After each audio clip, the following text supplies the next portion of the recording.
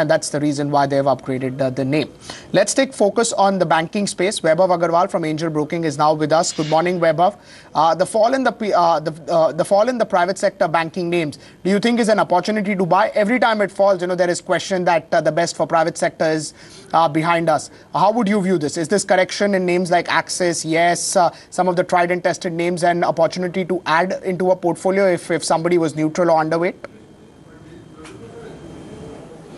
In our view, it certainly is, because the fundamentals of these companies, nothing has really changed in the last month or so, to justify this kind of a fall. As far as fundamentals are concerned, in terms of capital adequacy, they are very well placed to, grow faster than the system and gain market share over the next 2 to 3 years, at least, and the earnings growth visibility is quite good, even after factoring whatever NPAs are likely to come up. So the one thing that has become, little worse in the last 3 months is the commodity space, metals, their outlook has become worse.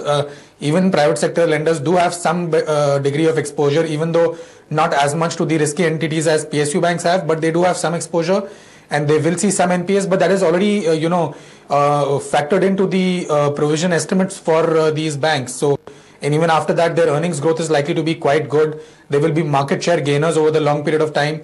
And valuations now below 2 times price to book are quite attractive. Do you think that names like IndusInd, names like HDFC Bank, which are primarily a consumer-facing bank or mostly concentrated on the consumer side of the market, will continue to do well because there these steel issues or any metal prices falling issue, power plant issues which have not occurred, may not occur going ahead? Well, so if you actually look at the valuations of these various banks as well, IndusInd on the one end of the spectrum and a Yes Bank probably on the other, the market is giving premium valuations already to retail, retail-oriented banks like IndusInd. Even HDFC Bank, of course, has always traded at a premium, although recently, that premium has declined a little bit. So that to a large extent, that differentiation between these banks is captured into the market price. And if one is looking for a slightly higher beta return, apart from the structural story, as the cyclical revival in domestic sectors of the economy does happen in infrastructure and power slowly if things improve, it is the lenders like Axis Bank or Yes Bank which might actually give slightly higher beta returns. Still not taking away from the fact that even an HDFC Bank and an IndusInd Bank remain, good quality plays to add on dips. Right. How would, you look at name like a Yes Bank? I mean, they've given phenomenal growth. They have said that they want to raise money. IndusInd Bank has already raised money in terms of growth going ahead. You think in such a benign environment where markets are, it may be difficult to raise money, or for a bank like Axis Bank, if they offer a 5 to 7% valuation discount than what it is currently trading at, it would essentially tend to garner in capital for growth ahead? Well, actually, all said and done, these banks are trading at premium valuations, and I think, it depends on the, in the very short term, there might be, liquidity constraints in the market. But if one is taking a 1 to 2 year view, there would be enough opportunities for these private banks to continue raising capital at a premium, and which will further enable them to gain market share. So in that sense, they are in the driver's seat in terms of the ability to raise capital is much higher than PSU banks, obviously, so they can continue to consolidate their market share going ahead as well. Right.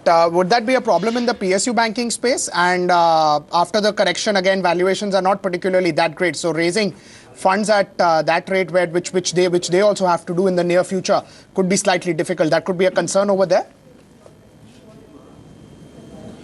For PSU banks, in our view, apart from maybe an SBI which is trading above book, and fundamentally, the perception is also reasonably better than the rest of the pack. I think raising money from the secondary, from the primary markets, directly, through, an FPO, etc., would be quite challenging. The government has already committed capital to these banks, and, I think that is what they would rely on for the next couple of years till things improve. That will happen at very dilutive valuations. So, there would be constant, dilution in their book values because of this infusion by the government. And a lot of this capital may end up being used for cleaning up the NPAs. So in terms of, actually being wealth accretive, we're not yet seeing the fundamentals in place for being positive on almost any of the PSU banks, apart from maybe an SBI. Right, Vaibhav. Thank you so much for joining us here with the perspective on the banking space. Continues to say that private sector banks would do well despite the valuation. And after the correction, actually, they are trading lower than the historic mean that they have traded at in the last 4 to 5 years. We're taking a break. Coming back into, on the other side, a technical voice coming in. Rohit Srivastava, fund manager at Sharekhan, will be with us.